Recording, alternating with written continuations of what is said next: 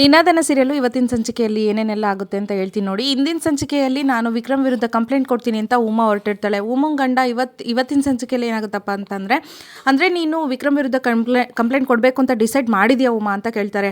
ಹೌದು ರೀ, ವಾರ್ಡನ್ ಹೇಳಿದ್ರು ತಾನೇ ಅವನೇ ಕೊಲೆ ಮಾಡಿರೋದು ಅಂತ. ಅದು ಅಲ್ಲದೆ ಅಷ್ಟೊಂದೆಲ್ಲ ಮಾತಾಡ್ತಿದ್ರು ಅವ್ನು ಯಾಕೆ ಸುಮ್ಮನೆ ಇದ್ದ, ಏನು ಮಾತಾಡ್ದಿರಾ, ಅವ್ನು ಕೊಲೆ ಮಾಡಿರೋದಕ್ಕೆ ಅವ್ನು ಸುಮ್ಮನೆ ಇದ್ದ, ಹಂಗಾಗಿ ನಾನು ಕಂಪ್ಲೇಂಟ್ ಕೊಡ್ತೀನಿ ಅಂತ ಉಮಾ ಅಂತಾಳೆ. ಅದಕ್ಕೆ ಉಮನ್ ಗಂಡ ಇಲ್ಲ ಉಮಾ, ಪ್ರತ್ಯಕ್ಷವಾಗಿ ಕಂಡ್ರು ಪ್ರಮಾಣಿಸಿ ನೋಡಬೇಕು ಅಂತ ಹೇಳ್ತಾರೆ. ಅದು ಅಲ್ದಿರ ನಮ್ಮ ವೇದ ಏನು ತಪ್ಪು ಮಾಡಿಲ್ಲ ಅಲ್ವಾ ಅಂತ ಉಮನ್ ಗಂಡ ಅಂತಾನೆ. ಅದಕ್ಕೆ ಉಮಾ ಇದ್ದವಳು, ನನ್ನ ಮಗನ ಪ್ರಾಣ ಹೋಗಿದೆ, ಇನ್ನೂ ಏನು ಪ್ರಮಾಣಿಸ್ತಾ ಕೂರ್ಬೇಕಿಲ್ಲಿ ನಾನು. ಅದು ಅಲ್ಲದೆ ಅವನು ಆಕ್ಸಿಡೆಂಟ್ ಮಾಡಿದ್ನಲ್ವ, ಅವನು ಕರ್ಕೊಂಡೋಗಿ ಹಾಸ್ಪಿಟ್ಲಿಗೆ ಸತ ಅಡ್ಮಿಟ್ ಮಾಡ್ದಿರಾ ಅವನು ಅಲ್ಲಿಂದ ಓಡೋಗಿದ್ದಾನೆ. ಇನ್ನೂ ನಾನು ಸುಮ್ಮನೆ ಇದ್ದರೆ ಸರಿ ಹೋಗಲ್ಲ, ನಾನು ಕಂಪ್ಲೇಂಟ್ ಕೊಡ್ತೀನಿ ಅಂತ ಡಿಸೈಡ್ ಮಾಡ್ತಾಳೆ ಉಮಾ. ಹಂಗಲ್ಲ ಉಮಾ, ನಾವೇ ತಪ್ಪು ತಿಳ್ಕೊಂಡಿದ್ರೆ ಯಾವತ್ತೋ ಆಗಿರೋ ಘಟನೆ ಇವತ್ತು ಯಾರೋ ಒಬ್ರು ಸಾಕ್ಷಿ ಹೇಳಿದ ಮಾತ್ರಕ್ಕೆ ಅವನೇ ಸಾಯಿಸಿದ್ರೆ ಅಂತ ನಾವು ತಪ್ಪು ತಿಳ್ಕೊಳ್ಳೋದು ತಪ್ಪಲ್ವಾ ಅಂತ ಉಮ್ಮನ ಗಂಡ ವಾದ ಮಾಡ್ತಿರ್ತಾರೆ. ಅದಕ್ಕೆ ಉಮಾ ಇದ್ದವಳು, ಅಲ್ಲ ಕಣ್ರಿ, ಇಷ್ಟು ವರ್ಷ ನಮ್ಮ ಮಗನ ಕಳ್ಕೊಂಡು ಇಷ್ಟೊಂದೆಲ್ಲ ಯಾತನೆ ಅನುಭವಿಸಿದ್ದೀವಿ, ಇನ್ನೂ ಅವನು ಕೊಲೆ ಮಾಡಿರೋನೇ ನಮಗೆ ಎದುರು ಸಿಕ್ಕಿ ವಾರ್ಡನ್ನು ಅವನೇ ಸಾಯಿಸಿದ್ದ ನಾನು ಕಣ್ಣಾರೆ ನೋಡಿದ್ದೀನಿ ಅಂದಮೇಲೂ ನಾವು ಸುಮ್ಮನೆ ಇದ್ದರೆ ನಮ್ಮ ಮಗನ ಆತ್ಮಕ್ಕೆ ಶಾಂತಿ ಸಿಗಲ್ಲ. ನಾನು ಕಂಪ್ಲೇಂಟ್ ಕೊಡ್ತೀನಿ.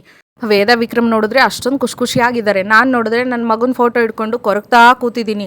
ನಾನು ಕಂಪ್ಲೇಂಟ್ ಕೊಟ್ಟು ಆ ವಿಕ್ರಮ್ಗೆ ಸರಿಯಾಗಿ ಪಾಠ ಕಲಿಸ್ತೀನಿ ಅಂತ ಉಮಾ ಹೊರಡ್ತಾಳೆ. ಇನ್ನೊಂದು ಕಡೆ ಉಮನ್ ಗಂಡ ಮತ್ತು ರೇವಕಿ ಅಲ್ಲಿ ಮಾತಾಡ್ತಾ ಕೂತಿರ್ತಾರೆ. ಉಮನ್ ಗಂಡ ಇದ್ದನು, ಉಮಾ ಕಂಪ್ಲೇಂಟ್ ಕೊಡೋಕ್ಕಿಂತ ಮುಂಚೆ ಒಂಚೂರು ಯೋಚನೆ ಮಾಡಿ ನೋಡು ಅಂತೇಳಿ ಅಂತಾರೆ. ಏನಿಲ್ಲ, ಯೋಚನೆ ಮಾಡೋದೇನಿಲ್ಲ ಬಾವ, ನೀವೇನು ವೇದನ್ನ ಪರ ವಹಿಸ್ಕೊಂಡು ಮಾತಾಡೋದು. ಅಲ್ಲ, ವೇದ ಮತ್ತು ವಿಕ್ರಮ್ ಹೆಂಗಿದ್ದಾರೆ ಅಂದರೆ ಅವರಿಬ್ಬರ ಮಧ್ಯೆ ಯಾವ ರಹಸ್ಯನೂ ಉಳಿಯಲ್ಲ. ಎಲ್ಲದನ್ನು ವಿಕ್ರಮು ಆ ವೇದನ ಹತ್ರ ಹೇಳ್ತಾನೆ. ಅಂಥದ್ರಲ್ಲಿ ಈ ನಿಮ್ಮ ಮಗನ ಸಾಯಿಸಿರೋ ವಿಷಯನ ಆ ವೇದನ ಹತ್ರ ಹೇಳಿರ್ತಾನೆ. ಆದರೆ ಆ ವೇದನೆ ಹಣ ಆಸ್ತಿಗೋಸ್ಕರ ಅವ್ನು ಹಿಂದೆ ಬಿದ್ದಿರೋದು ಅಂತ. ಅದಕ್ಕೆ ಉಮಂಗಂಡ ಎಲ್ಲ ಗೊತ್ತಿರೋ ನೋಡಿ ಹೇಳ್ತಾರ, ಮಾತಾಡ್ಬೇಡ್ರೆ ಬೇಕಿ ಅಂತೇಳಿ ಅಂದಾಗ, ಅಲ್ಲ ಬವ್ವ, ಅಂಗೈ ಹುಣ್ಣಿಗೆ ಈ ಕನ್ನಡಿ ಬೇಕಾ, ನೀವೆಲ್ಲ ಸೇರಿ ಆ ವಿಶ್ವನ ಜೊತೆ ಆ ವೇದನ ಮದುವೆ ಮಾಡಕ್ಕೆ ಹೊರಡಿಸಿದ್ರಿ, ಅವಳಿಗೆ ಇಷ್ಟ ಇರಲಿಲ್ಲ. ಅದೇ ಟೈಮಿಗೆ ನಾನು ಅವಳಿಗೆ ಏನೋ ಒಂದು ಮಾತಂದೆ, ಅದಕ್ಕೆ ಮನೆ ಬಿಟ್ಟು ಹೋಗಿದ್ಲು. ಅದಾದಮೇಲೆ ಆ ವಿಕ್ರಮ್ ಸಿಕ್ಕ, ಅವನ ಹತ್ರ ತಾಳಿ ಕಟ್ಟಿಸ್ಕೊಂಡು ಬಂದು ಈ ಮನೇಲಿ ಏನು ಆಗೇ ಇಲ್ವೇನೋ, ಏನು ಗೊತ್ತೇ ಇಲ್ವೇನೋ ಅನ್ನೋ ಥರ ನಿಂತ್ಕೊಂಡ್ಲು.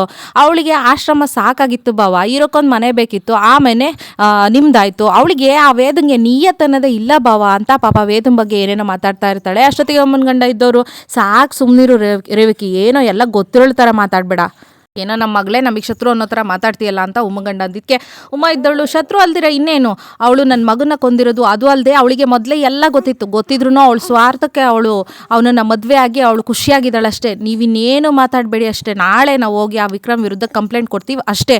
ಪಾಪ ಉಮ್ಮಂಗಂಡಿಗೆ ಏನು ಮಾತಾಡೋಕ್ಕೆ ಬಿಡೋದೇ ಇಲ್ಲ ಉಮಾ ಮತ್ತು ರೇವಕಿ. ಇದು ಮಗನ ಕೊಂದವ್ರ ವಿರುದ್ಧ ಸೇಡ್ ತೀರಿಸ್ಕೊಳ್ಳೋದು ಅಂದರೆ ಇದು ಅಂತೇಳ್ಬಿಟ್ಟು ಇನ್ನೂ ಒಂದು ಸ್ವಲ್ಪ ಉರಿಯ ಬೆಂಕಿಗೆ ತುಪ್ಪ ಸುರಿತಾ ಇರ್ತಾಳೆ. ಇನ್ನೊಂದು ಕಡೆ ವಿಕ್ರಮು ಸುಮ್ಮನೆ ಕೂತಿರ್ತಾನೆ. ಉಮಾ ಅಂದಿದ್ದೆಲ್ಲ ನೆನ್ಪು ಮಾಡ್ಕೊಂಡು, ಅವನಿಗೆ ಏನೇನೋ ಮಾತಾಡಿರ್ತಾರಲ್ಲ ಅದನ್ನೆಲ್ಲ ನೆನ್ಪು ಮಾಡ್ಕೊಂಡು ಅಲ್ಲಿಗೆ ಬಾಲ ಮುನ್ನ ಬರ್ತಾರೆ. ಬಾಲ, ಅಣ್ಣ ಟೀ ತೊಗೊಳ್ಳೋಣ ಅಂತೇಳಿ ಅಂತಾರೆ. ನಾನು ಟೀ ಬೇಕು ಅಂತ ಕೇಳಿದ್ನ ಅಂತ ವಿಕ್ರಮ್ ಅಂತಾನೆ. ನಮ್ಮ ಅಣ್ಣಂಗೆ ಏನು ಬೇಕು ಅಂತ ಅವನು ಬಾಯ್ಬಿಟ್ಟು ಕೇಳಿದ್ರಲ್ಲ, ಅವ್ನು ಕೇಳಲಿಲ್ಲ ಅಂದ್ರೂ ನಮ್ಗೆ ಅರ್ಥ ಆಗುತ್ತೆ ಅಂತೇಳ್ಬಿಟ್ಟು ಕೊಡೋಕೆ ಹೋಗ್ತಾನೆ ಬಾಲ. ಅದಕ್ಕೆ ನನಗೆ ಯಾರು ಸಿಂಪತಿನೂ ಬೇಡ ಅಂತೇಳಿ ಅಂದಿದ್ದಕ್ಕೆ, ಸಿಂಪತಿ ಅಲ್ಲ ಅಣ್ಣ, ಇದು ಪ್ರೀತಿ, ನಿನ್ನ ಮೇಲೆ ಇಟ್ಟಿರೋ ನಂಬಿಕೆ. ಇಡೀ ಜಗತ್ತೇ ವಿಕ್ರಮ್ ಕೊಲೆ ಮಾಡಿದ್ದಾನೆ, ವಿಕ್ರಮ್ ಕೋಪಿಷ್ಟ, ರೌಡಿ, ಅದು ಇದು ಅಂದ್ರೂ ನಾವು ನಂಬಲ್ಲ ಅಣ್ಣ. ನಿನಗೆ ಸ್ವಲ್ಪ ಕೋಪ ಇರ್ಬೋದು, ಆದರೆ ನೀನು ಕೊಲೆ ಮಾಡೋಷ್ಟು ಕಟುಕ ಅಲ್ಲ ಅನ್ನೋದು ನಮಗೆ ಚೆನ್ನಾಗಿ ಗೊತ್ತಿದೆ. ಇಡೀ ಜಗತ್ತೇ ಆ ದೇವರೇ ಬಂದು ನೀನೇ ಕೊಲೆ ಮಾಡಿರೋದು ಅಂದರೂ ನಾವು ನಂಬಲ್ಲ ಅಣ್ಣ. ನಾವು ಯಾವತ್ತೂ ನಿನಗೆ ಸಪೋರ್ಟಿಗೆ ಇರ್ತೀವಿ ಅಂತ ಬಾಲ ಮುನ್ನ ಪಾಪ ಧೈರ್ಯ ತುಂಬ್ತಾರೆ ವಿಕ್ರಮ್ಗೆ. ಅದಕ್ಕೆ ವಿಕ್ರಮ್ಗೆ ತುಂಬ ಖುಷಿ ಆಗುತ್ತೆ. ಎಲ್ಲರೂ ನನಗೆ ನೀನು ಅಂಥವನು ಇಂಥವನು ಅಂದ್ರು ನೀವಿಬ್ಬರು ನನ್ನ ಜೊತೆ ಇದ್ದೀರಲ್ಲ ಅಷ್ಟೇ ಸಾಕು ಕಂಡ್ರು ಅಂತ ಪಾಪ ಇಬ್ಬರೂ ತಪ್ಕೊಂತಾನೆ. ಇನ್ನೊಂದು ಕಡೆ ವೀರ ಗುಲಾಬಿ ದಿನೇ ನಿಂತಿದ್ದೆ. ಗುಲಾಬಿ ಅಲ್ಲಿಗೆ ವೀರನ ಹತ್ರ ಬರ್ತಾಳೆ. ಎಷ್ಟು ಸರಿ ಹೇಳಿದ್ದೀನಿ ನೀನು ನನ್ನನ್ನು ಫಾಲೋ ಮಾಡಬೇಡ ಅಂತ ವೀರ ಬೈತಾನೆ. ಅದಕ್ಕೆ ಅಲ್ಲ, ಇನ್ನೂ ಮನೆ ಕರ್ಕೊಂಡು ಹೋಗ್ತೀನಿ ಅಂತ ನಾಟಕ ಮಾಡೋದ್ರಲ್ಲೇ ಇದೆಯಾ ಅಂತ ಗುಲಾಬಿ ಅಂತಾಳೆ. ನಮ್ಮ ಮನೆಗೆ ಈ ಪರಿಸ್ಥಿತಿ ಸರಿ ಇಲ್ಲ ಕಣೆ, ನಮ್ಮ ಅಣ್ಣ ಯಾವುದೋ ಒಂದು ಆಕ್ಸಿಡೆಂಟ್ ಕೇಸಲ್ಲಿ ತಗ್ಲಾಕೊಂಡ್ಬಿಟ್ಟಿದ್ದಾನೆ. ಅಲ್ಲದೆ ನಮ್ಮ ವೇದವರ ಅಮ್ಮ ಬಂದು ಚೆನ್ನಾಗಿ ಬೈದು ಅವ್ನ ಮನಸ್ಸು ಸರಿ ಇಲ್ಲ, ಇವಾಗ ನಮ್ಮ ಮನೇಲಿ ಏನೂ ಸರಿ ಇಲ್ಲ, ಈ ಪರಿಸ್ಥಿತಿಲಿ ಈ ಥರ ಎಲ್ಲ ಮಾಡಿದ್ರೆ ಇನ್ನೂ ಚೆನ್ನಾಗಿರಲ್ಲ ಅಂತ ವೀರ ಅಂತಾನೆ. ಅದಕ್ಕೆ ಗುಲಾಬಿ, ಒಳ್ಳೇದಾಯ್ತಲ್ಲ, ಏನಾದರೂ ಸಾಕ್ಷಿನ ಸೃಷ್ಟಿ ಮಾಡಿ ನಿಮ್ಮ ಅಣ್ಣನ ಜೈಲಿಗೆ ಕಳಿಸ್ಬಿಡು, ಆವಾಗ ಇದೆಲ್ಲದೂ ಈಸಿ ಆಗುತ್ತೆ, ಆರಾಮಾಗಿ ನಿನ್ನನ್ನು ಮದುವೆ ಆಗಿ ನಾನು ಮನೆಗೆ ಬರ್ಬೋದು ಅಂತ ಗುಲಾಬಿ ಹೇಳ್ತಾಳೆ. ಅದಕ್ಕೆ ನಮ್ಮ ಮನೆ ಇವಾಗ ಪರಿಸ್ಥಿತಿ ಸರಿ ಇಲ್ಲ, ಮನೆ ಬಿರುಗ್ಬಿಟ್ಟಿದೆ, ಸುಮ್ಮನಿರು ಅಂತ ವೀರ ಅಂತಾನೆ. ಮನೆ ಬಿರುಗ್ಬಿಟ್ಟಿರಬೇಕು, ಆವಾಗಲೇ ಒಂಚೂರು ತಳಿದ್ರೆ ಸಾಕು ಹೊರಗಿಂದ ಬಿದೋಗ್ಬಿಡುತ್ತೆ ಅಂತ ಏನೇನೋ ಕೆಟ್ಟ ಐಡಿಯಾ ಕೊಡ್ತಿರ್ತಾಳೆ ವೀರಂಗೆ. ವೀರನ್ ಏನು ಮಾಡ್ತಾನೋ ಗೊತ್ತಿಲ್ಲ, ಅವ್ರ ಅಣ್ಣನ ವಿರುದ್ಧ ಇವನೇ ಏನಾದರೂ ಕೆಟ್ಟ ಸಾಕ್ಷಿನ ಸೃಷ್ಟಿ ಮಾಡಿ ಪಾಪ ವಿಕ್ರಮ್ ಜೈಲಿಗೆ ಹೋಗಂಗೆ ಮಾಡ್ತಾನೋ ಏನೋ ಗೊತ್ತಿಲ್ಲ. ಆ ಐಡಿಯಾನ ಗುಲಾಬಿ ವೀರಂಗೆ ಕೊಡ್ತಾಳೆ. ಇಷ್ಟು ಬೇಗ ಇಷ್ಟೊಂದು ಟೆನ್ಷನ್ ಆಗ್ಬೇಡ ವೀರ, ನಾನಿನ್ನು ನಮ್ಮಿಬ್ಬರು ರಾಸಲಿಲೆ ಫೋಟೋಗಳ್ನ ಯಾರಿಗೂ ಹಂಚಿಲ್ಲ, ಇನ್ನೂ ಹಂಚೋದು ಇನ್ನೂ ಬಾಕಿ ಇದೆ, ಬರಲಾ ಅಂತ ಹೇಳ್ಬಿಟ್ಟು ಹೋಗ್ತಾಳೆ. ಹಂಗೆ ಹಿಂದೆ ತಿರ್ಕೊಂಡೋಗಿ ಗುಲಾಬಿ ಬಾಯಿಲಿ ಅಂತ ಹೇಳ್ಬಿಟ್ಟು ಒಂದು ಸೆಲ್ಫಿ ತಗೊಂತಾಳೆ ವೀರನ್ ಜೊತೆ. ಏನೇ ಮಾಡ್ತಿದ್ಯಾ ಅಂತ ಕೇಳಿದ್ಕೆ ಇವತ್ತು ಮೀಟ್ ಮಾಡಿದ್ದಕ್ಕೆ ಸಾಕ್ಷಿ ಬೇಕಲ್ವಾ, ಅದಕ್ಕೆ ಆದಷ್ಟು ಬೇಗ ಆ ವಿಕ್ರಮ್ನ ಜೈಲಿಗೆ ಅಂದರ್ ಮಾಡಿ ನಾನು ನಿಮ್ಮ ಮನೆಗೆ ಅಂದರ್ ಆಗೋ ಪ್ಲಾನ್ ಮಾಡು ಅಂತ ಹೇಳ್ಬಿಟ್ಟು ಗುಲಾಬಿ ಅಲ್ಲಿಂದ ಹೋಗ್ತಾಳೆ. ನಮ್ಮ ವೀರಂಗೆ ಟೆನ್ಷನ್ನು. ಇನ್ನೊಂದು ಕಡೆ ವೇದ ಸುಮ್ಮನೆ ನಿಂತಿರ್ತಾಳೆ. ಅಲ್ಲಿಗೆ ವಿಕ್ರಮ್ ಬಂದು ಥ್ಯಾಂಕ್ ಯು ಬೇತಾಳ, ನೀ ಎಲ್ಲರೂ ನನ್ನ ನಂಬಲಿಲ್ಲ ಅಂದರು ನೀನು ನನ್ನ ನಂಬಿದ್ದಕ್ಕೆ, ನನ್ನ ಜೊತೆ ನಿಂತಿದ್ದಕ್ಕೆ ಅಂತ ವಿಕ್ರಮ್ ಅಂತಾನೆ. ಅದಕ್ಕೆ ಅವ್ನ ಕೈನ ತಗೊಂಡು ಹಿಂಗೆ ಹಿಡ್ಕೊತಾಳೆ. ಅಂದರೆ ನಾನು ನಿನ್ನ ಜೊತೆ ಇದ್ದೀನಿ, ನಾನು ನಿನ್ನ ನಂಬ್ತೀನಿ ಅನ್ನೋ ಥರ ಧೈರ್ಯ ಕೊಡ್ತಾಳೆ. ನೋಡು ವಿಕ್ರಮ್, ನೀನು ಎಷ್ಟೊಂದು ಜನ ಹೇಳಿದ್ರು ನೀನು ಸರಿ ಇದೆಯಾ ಅಂತ, ಎಷ್ಟೊಂದು ಜನ ಹೇಳಿದ್ರು ನೀನು ತುಂಬ ಒಳ್ಳೆಯನು ಅಂತ, ಇನ್ನೊಂದು ಸ್ವಲ್ಪ ಜನ ಹೇಳಿದ್ರು ನೀನು ತುಂಬ ಕೆಟ್ಟವನು ಅಂತ, ಅದನ್ನು ನಾನು ನಿನ್ನ ಹತ್ರ ಬಂದು ಕೇಳಿರೋದು ಉಂಟು. ಆದರೆ ಎಲ್ಲೋ ಒಂದು ಕಡೆ ನನ್ನ ಒಳಮನ್ಸು ಹೇಳ್ತಿತ್ತು ವಿಕ್ರಮ್ ತುಂಬ ಒಳ್ಳೆಯನು, ಅವನ ನಂಬು ಅಂತ. ಅದಕ್ಕೆ ನಾನು ನಂಬಿದ್ದೀನಿ, ನಾನು ನಿನ್ನ ಜೊತೆ ಇರ್ತೀನಿ ಕೊನೆ ತನಕ ಅಂತ ಮತ್ತೆ ಪಾಪ ಹೇಳ್ತಾಳೆ. ಅದಕ್ಕೆ ವಿಕ್ರಮ್ ಇದ್ದೋನು, ನೀನು ಅಷ್ಟೊಂದೆಲ್ಲ ನಂಬಿದೆ, ನೀನು ನನಗೋಸ್ಕರ ಅಷ್ಟೊಂದೆಲ್ಲ ಮಾಡಿದೆ, ಬಟ್ ನಾನು ನಿನಗೆ ಏನು ಮಾಡಿದೆ, ನೀನು ನನಗೋಸ್ಕರ ನಮ್ಮ ಅಮ್ಮನ ಕರ್ಕೊಂಬಂದಿರೋದನ್ನೇ ದೊಡ್ಡ ವಿಷಯ ಮಾಡಿ ನಿನಗೆ ಮನಸ್ಸಿಗೆ ಬೇಜಾರು ಮಾಡಿದೆ. ನಿನಗೆ ತಾಳಿ ಕಟ್ಟಿ, ನಿನಗೆ ಗೊತ್ತಿಲ್ಲದೆ ಇರೋ ಥರನೇ ನಿನಗೆ ತಾಳಿ ಕಟ್ಟಿ ನಿಂದು ಅಲ್ಲದೆ ಇರೋ ಜೀವನನ ನೀನು ಜೀವನ ಮಾಡೋ ಥರ ಮಾಡಿದೆ. ಮನೇಲಿ ಇಷ್ಟೊಂದು ಜನ ಇದ್ರೂ ನೀನು ಒಂಟಿಯಾಗಿ ಬದುಕೋ ಥರ ಮಾಡಿದೆ. ಇಷ್ಟೆಲ್ಲ ಬರೀ ನೋವು ಕೊಟ್ಬಿಟ್ಟೆ, ಇಷ್ಟೆಲ್ಲ ಸಾಲದು ಅಂತ ನಿನ್ನವರಿಂದ ನೀನು ದೂರ ಆಗೋ ಥರ ನನ್ನಿಂದನೇ ಆಯಿತು ಅಂತ ವಿಕ್ರಮ್ ಅಂತಾನೆ. ನಿನ್ನ ಮನಸ್ಸಿಗೆ ತುಂಬ ನೋವಾಗ್ಬಿಟ್ಟೆ ಅಂತ, ನೋವು ಕೊಟ್ಬಿಟ್ಟೆ ಅಂತ ವಿಕ್ರಮ್ ಅಂದಾಗ ವೇದ ಇದ್ದವಳು, ಮನಸ್ಸಿಗೆ ತುಂಬ ನೋವಾಗೋದು ಯಾವಾಗ ಗೊತ್ತಾ ವಿಕ್ರಮ್, ನಾವು ನಂಬಿದವರು ಅವರೇನು ಅಂತ ಪ್ರೂವ್ ಮಾಡ್ಕೊಳ್ದಿರ ಓಡೋದಾಗ. ಆದರೆ ನಾನು ನಿನ್ನನ್ನು ನಂಬಿದ್ದೀನಿ ತಾನೆ, ನೀನು ಏನು ಅಂತ ನೀನು ಪ್ರೂವ್ ಮಾಡ್ಕೋಬೇಕು. ನೀನು ಇದನ್ನು ಮಾಡಿಲ್ಲ, ಈ ತಪ್ಪನ್ನ ಮಾಡಿಲ್ಲ ಅನ್ನೋದನ್ನು ನೀನು ಸಾಕ್ಷಿ ಸಿಗೋವರೆಗೂ, ನೀನು ಪ್ರೂವ್ ಆಗೋವರೆಗೂ ನೀನು ಧೈರ್ಯವಾಗಿ ನಿಲ್ಲಬೇಕು. ನೀನು ಎಲ್ಲಾದರೂ ಓಡೋದ್ರೆ, ನೀನು ಎಲ್ಲಾದರೂ ಅಪರಾಧಿ ಅಂತ ಆದರೆ ನನಗೆ ನಿಜವಾಗ್ಲೂ ನೋವಾಗುತ್ತೆ ಅಂತ ವೇದ ಅಂತಾಳೆ. ಅದಕ್ಕೆ ವಿಕ್ರಮ್, ನಾನು ಎಲ್ಲೂ ಓಡೋಗಲ್ಲ ವೇದ, ನಾನು ಈ ತಪ್ಪನ್ನ ನಾನು ಮಾಡಿಲ್ಲ ಅನ್ನೋದನ್ನು ಸಾಬೀತು ಮಾಡೇ ಮಾಡ್ತೀನಿ ಅಂತ ಪಾಪ ವಿಕ್ರಮ್ ಕೂಡ ಹೇಳ್ತಾನೆ.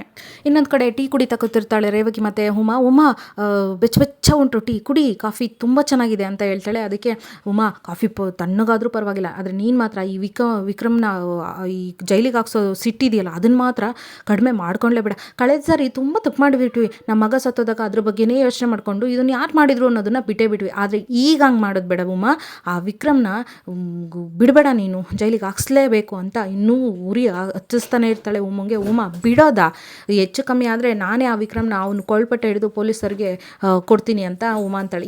ಇದು ಬೇಕಿತ್ತು ನನಗೆ, ನೀನೇನು ತಲೆ ಕೆಡಿಸ್ಕೊಬೇಡ, ಯಾರಾದರೂ ಸ್ಟ್ರಾಂಗ್ ಪೊಲೀಸ್ನ ಲಾಯರ್ನ ಹಿಡಿದ್ಬಿಟ್ಟು ಅವನ ವಿರುದ್ಧ ಒಳ್ಳೆ ಕಂಪ್ಲೇಂಟ್ನೇ ನಾನು ರೈಸ್ ಮಾಡಿಸ್ತೀನಿ ಅಂತ ರೇವಕಿ ಕೂಡ ಹೇಳ್ತಿರ್ತಾಳೆ.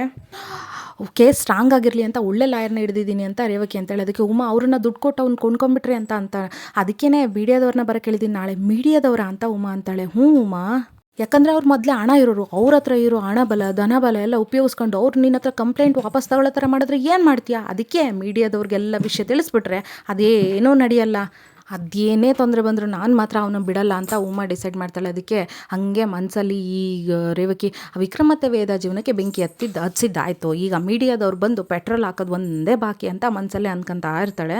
ಇನ್ನೊಂದು ಕಡೆ ವಿಕ್ರಮ್ಗೆ ದಾಮೋದರ್ ಬೈತಾ ಇರ್ತಾನೆ, ದಡ್ಡ ನೀನು ಯಾಕೋ ಅಲ್ಲಿ ಹೋಗಿದ್ದೆ, ಪ್ರದೀಪನ ಯಾಕೋ ಸಾಯಿಸ್ತೆ ಅಂತ. ಅಪ್ಪ ನಾನು ಕೊಂದಿಲ್ಲ, ನಾನು ಹೇಳೋ ಮಾತು ಕೇಳು ಅಂತ ನಾವು ವಿಕ್ರಮ್ ಎಷ್ಟೊಂದು ಹೇಳಿದ್ರು ದಾಮೋದರ ಸರಿ ಅದೆಲ್ಲ ಮಾಡಿದ್ಮೇಲೆ ಸಾಕ್ಷಿನ ಬಿಡಬಾರ್ದು, ನಮ್ಮ ರೌಡಿಸಮಲ್ಲಿ ಏನದು ಗೊತ್ತಿಲ್ವಾ ಅಂತೇಳಿ ಅಂತಾನೆ. ಅಪ್ಪ ನಾನು ಅವನನ್ನು ಸಾಯಿಸಿಲ್ಲ, ನಾನು ಬರೀ ಅಲ್ಲಿ ಹೋಗಿದ್ದಷ್ಟೇ ಅಂತ ನಮ್ಮ ವಿಕ್ರಮ್ ಹೇಳಕ್ಕೆ ಟ್ರೈ ಮಾಡ್ತಿರ್ತಾನೆ. ನೀನು ಏನು ಮಾತಾಡಬೇಡ, ನೀವೇನು ನನಗೆ ಮಾತಾಡೋಕ್ಕೆ ಅವಕಾಶ ಕೊಡ್ತಿರೋ ಇಲ್ವೋ ಅಂತ ವಿಕ್ರಮ್ ಅಂತಾನೆ. ಸರಿ, ಅವತ್ತು ನೀನು ಅವನನ್ನು ಕಾರನ್ನು ಹತ್ತಿಸಿದ್ದನ್ನು ಇನ್ಯಾರು ನೋಡಿದ್ರು, ಸಾಕ್ಷಿ ಯಾರಿದ್ದಾರೆ ಅಂತ ದಾಮೋದರ ಕೇಳಿದಾಗ ನಾನು ಅವನನ್ನು ಕಾರ್ ಹತ್ತಿಸಿಲ್ಲ, ನಾನು ಅವನಿಗೆ ಆಕ್ಸಿಡೆಂಟನ್ನು ಮಾಡಿಲ್ಲ ಅಂತ ವಿಕ್ರಮ್ ಅಂತಾನೆ.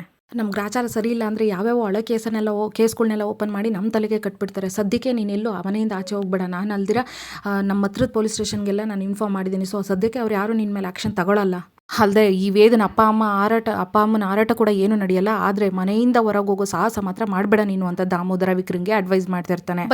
ಬಚ್ಚಿಟ್ಕೊಳ್ಳೋ ಅಂತ ತಪ್ಪು ನಾನೇನು ಮಾಡಿಲ್ಲ ಪಾಪ ಅಂತ ವಿಕ್ರಮ್ ಅಂತಾನೆ. ದಡ್ಡನ ಥರ ಮಾತಾಡಬೇಡ, ಸದ್ಯಕ್ಕೆ ಶೆಟ್ರು ಕೂಡ ನಮಗೆ ಹೆಲ್ಪ್ ಮಾಡಲ್ಲ, ನಾವೇನಾದರೂ ಈ ಥರ ಪರಿಸ್ಥಿತಿಯಲ್ಲಿ ಸ್ವಲ್ಪ ಯಾಮಾರಿದ್ರೂ ಸುಟ್ಟಾಕ್ಬಿಡುತ್ತೆ ನಮ್ಮ ನೆರಳೆ ನಮ್ಮನ್ನ ಅಂತ ದಾಮೋದರ ಅಂದಾಗ, ಸುಟ್ಟಾಕ್ಲಿ ಬಿಡಿ, ಅಂತ ತಪ್ಪು ನಾನು ಏನು ಮಾಡಿಲ್ಲ ಅನ್ನೋದೇ ನಮ್ಮ ವಿಕ್ರಮ್ ವಾದ. ಅದು ಸುಟ್ಟಾಕೋವರೆಗೂ ನಾನು ಕೈ ಕಟ್ಕೊಂಡು ಕೂತಿರೋದು ಇಲ್ಲ ಅಂತ ಹೇಳ್ಬಿಟ್ಟು ವಿಕ್ರಮ್ ಅಲ್ಲಿಂದ ಹೋಗ್ತಾನೆ. ಅದಕ್ಕೆ ದಾಮೋದರ ವೀರನ್ಗೆ, ನೋಡು ಹೆಂಗೆ ಜವಾಬ್ದಾರಿನೇ ಇಲ್ಲದೆ ಇರೋ ಒಳ್ಳೆ ಗೂಳಿ ಥರ ಆಗಿದ್ದಾನೆ, ಯಾವುದಕ್ಕೂ ನೀನು ಹುಷಾರಾಗಿರೋ, ನೀನು ಆ ಥರ ತಪ್ಪು ಮಾಡೋಂಗಿಲ್ಲ, ನಾನು ಮೊದಲೇ ಹೇಳ್ತಿದ್ದೀನಿ ಅಂತ ಅವನಿಗೆ ವಾರ್ನ್ ಮಾಡಿ ವೀರಂಗೆ ದಾಮೋದರ ಅಲ್ಲಿಂದ ಹೋಗ್ತಾನೆ. ವೀರ ಮನಸ್ಸಲ್ಲಿ ಅಂದ್ಕೊತಿರ್ತಾನೆ, ಏನೋ ಹೇಳ್ತಾರಲ್ಲ ನಮಗೆ ನಮ್ಮವರೇ ಶತ್ರುಗಳು ಅನ್ನೋ ಥರ ಮನೇಲೇ ಇದ್ದಾನೆ ವಿಕ್ರಮ್ಗೆ ವೀರ ಅನ್ನೋ ಒಬ್ಬ ಶತ್ರು, ನೋಡೋಣ ಇವನು ಏನೇನೆಲ್ಲ ಮಾಡಿ ವಿಕ್ರಮ್ನ ಜೈಲಿಗೆ ಕಳ್ಸೋಕ್ಕೆ ಪ್ಲ್ಯಾನ್ ಮಾಡ್ತಾನೆ ಅಂತ ಗುಲಾಬಿ ಮಾತು ಕಟ್ಕೊಂಡು ಇನ್ನೊಂದು ಸಂಚಿಕೆಯಲ್ಲಿ ಸಿಗ್ತೀನಿ. ಥ್ಯಾಂಕ್ ಯು ಸೂಪರ್ ಚಟ್, ಬಾಯ್ ಬಾಯ್ ಎಲ್ರಿಗೂ.